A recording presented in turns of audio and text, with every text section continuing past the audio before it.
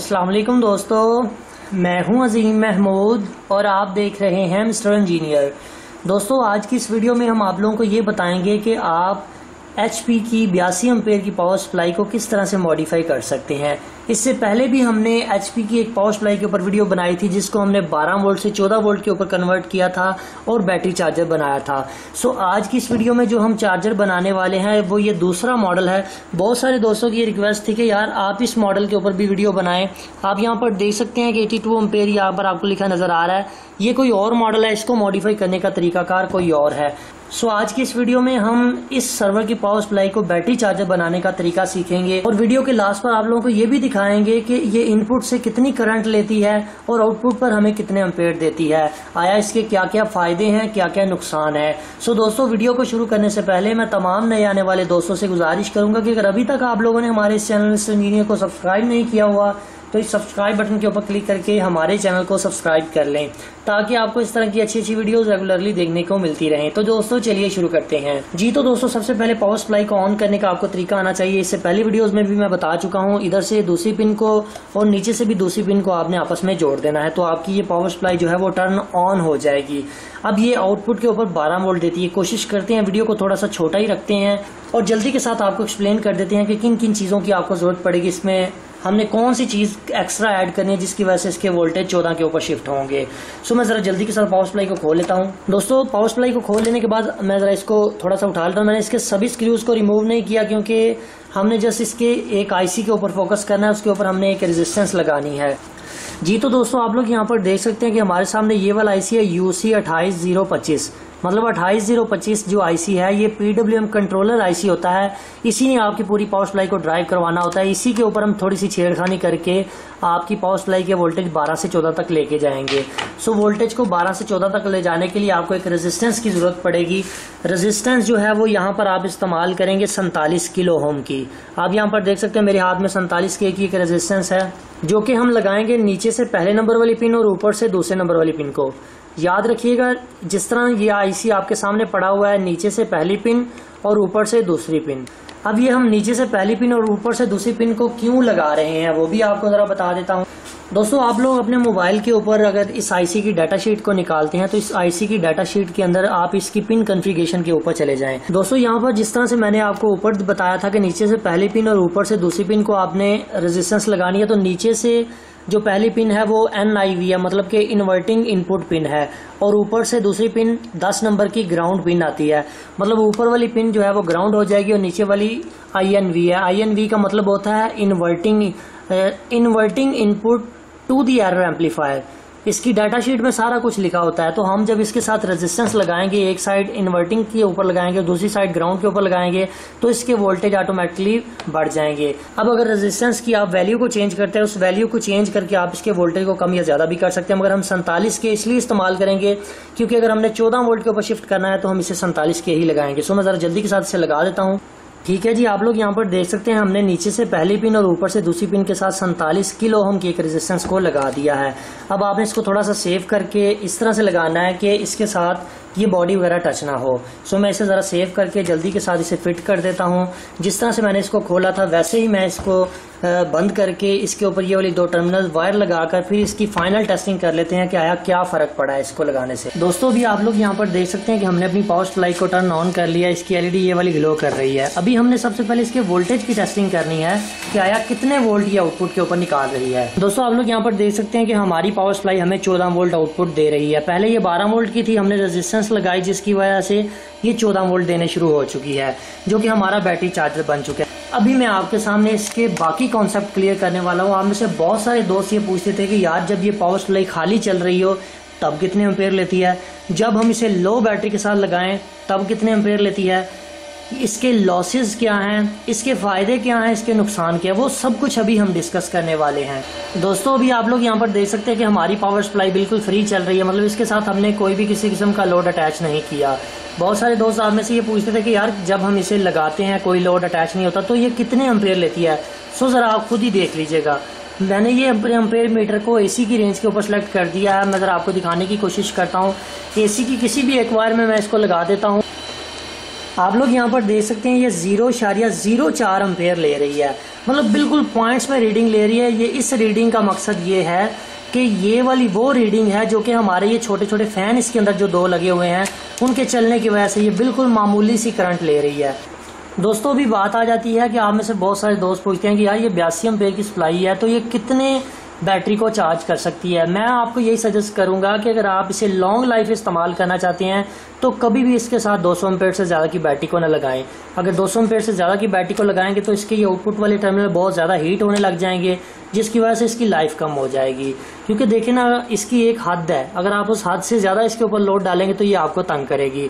सो आप 100 एम्पेयर लगा लें, 50 लगा लें, 150 लगा लें, 175 लगा लें, 130 लगा लें, मैक्सिमम 200 लगा लें। 200 की बैटरी को इजीली ये चार्ज कर देगी। अभी हमारे सामने ये बैकी की एक 100 एम्पेयर की बैटरी है, मैं आपको दिखा देता हूँ। ये बिल्कुल लो मैंने कर दी हुई है, इसके ऊपर लोड लगाकर मैंने बिल्कुल इसको 0 के ऊपर ले आया हूँ। कोशिश यही की है कि मैं इसे 0 कर दूँ। ये आप देख सकते हैं 10.4 वोल्ट इस वक्त दे रही है।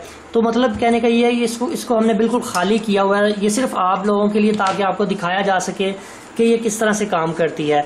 अभी यहाँ पर एक चीज़ का आपने और ख्याल रखना है कि जब टर्मिनल्स को लगाना है तो नेगेटिव के ऊपर आपका नेगेटिव टर्मिनल लगना चाहिए और पॉजिटिव के ऊपर आपने पॉजिटिव टर्मिनल को लगाना है।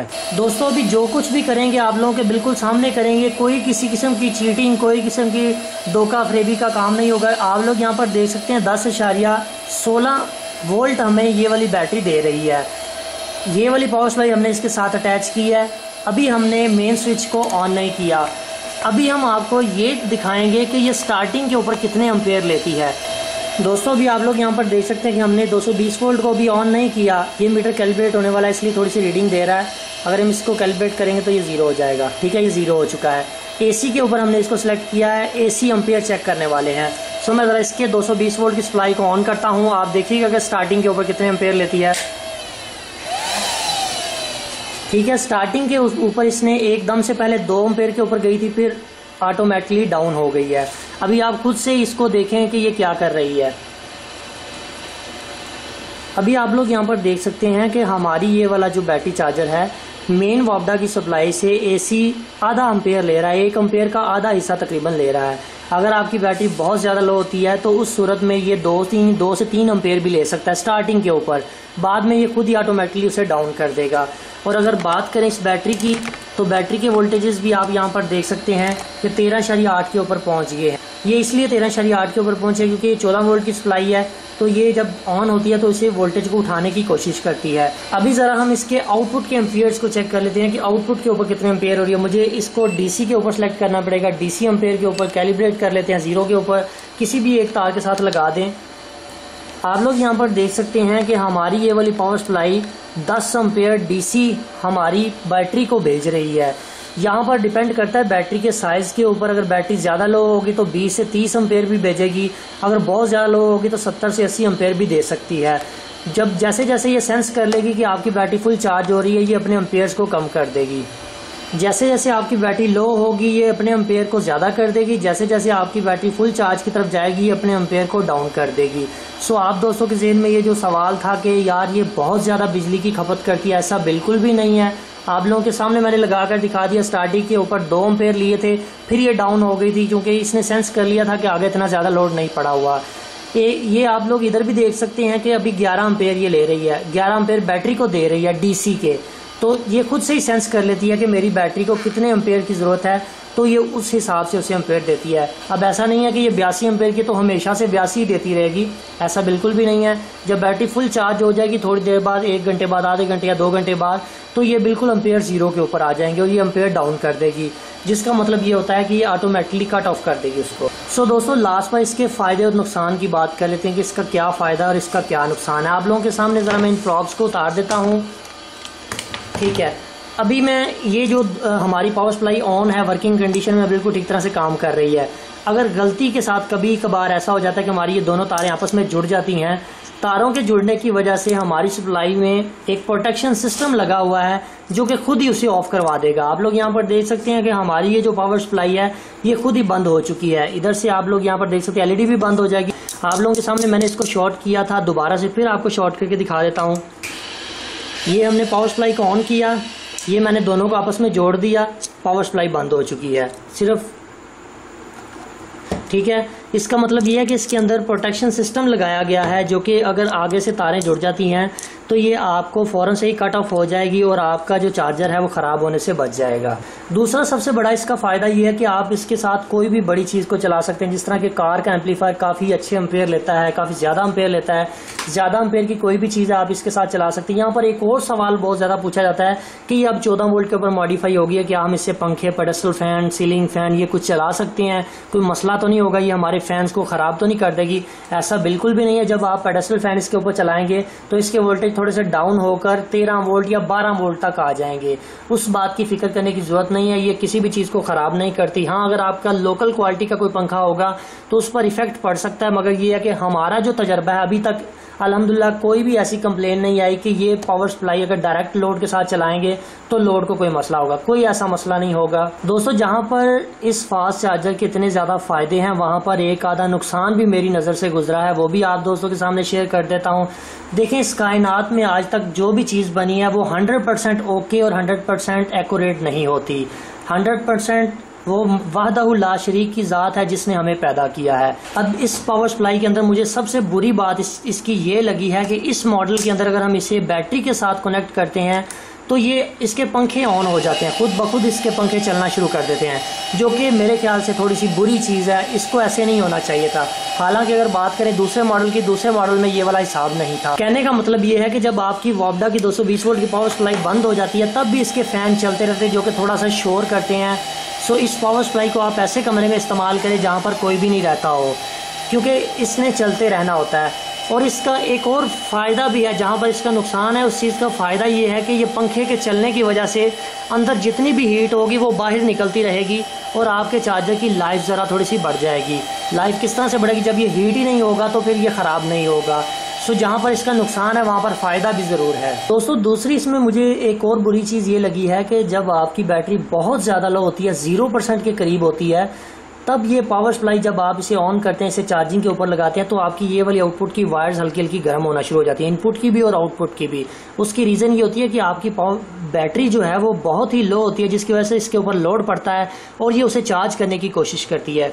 अब इसके अंदर प्रोटेक्शन सिस्टम अगर बहुत ज़्यादा लो होगी तो ये ट्रिप भी करवा जाएगी और आपकी बैटरी को ख़राब भी नहीं करेगी। सो कोशिश करें ख़राब बैटरियां और बहुत ज़्यादा लो बैटरियां इसके साथ ना इस्तेमाल करें, तो ये आपको लॉन्ग लाइफ प्रोवाइड करेगा। सो फाइनली दोस्तों, आज की वीडियो यहीं तक थी। उम्मीद करते हैं जी आप लोगों को पसंद आई है।